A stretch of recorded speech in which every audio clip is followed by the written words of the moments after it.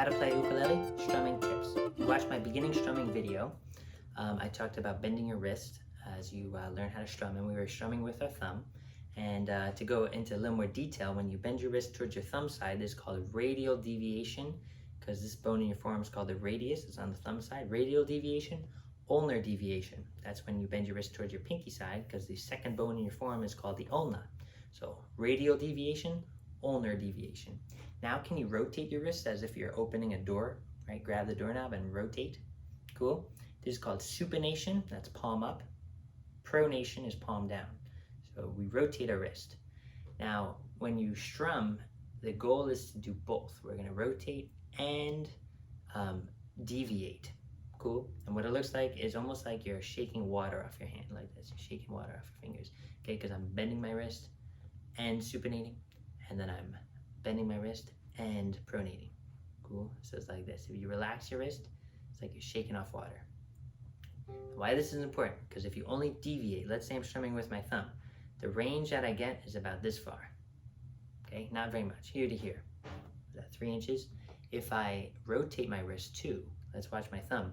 My thumb starts here and ends all the way over here. Okay, that distance is much greater. It's about this far.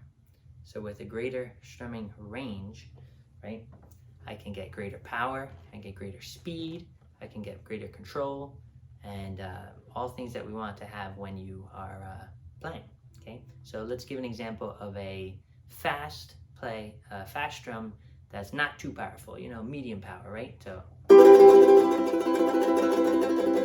getting a fast rotation, relaxed wrist, and a little bit of deviation as well. Okay, so I'm adjusting the deviation and the rotation to get the strum that I want. Let's say a hard strum, a very powerful strum. It's a little slower.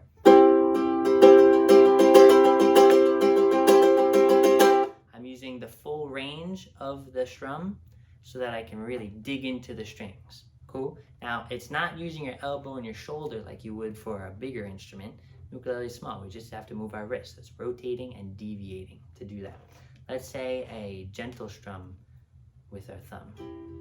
I don't need to use the full range, but if I rotate my wrist, I can brush my thumb across all of them. Let's say my index finger, if I rotate and deviate, I can get a nice even stroke across all the strings with great control, great note accuracy as well.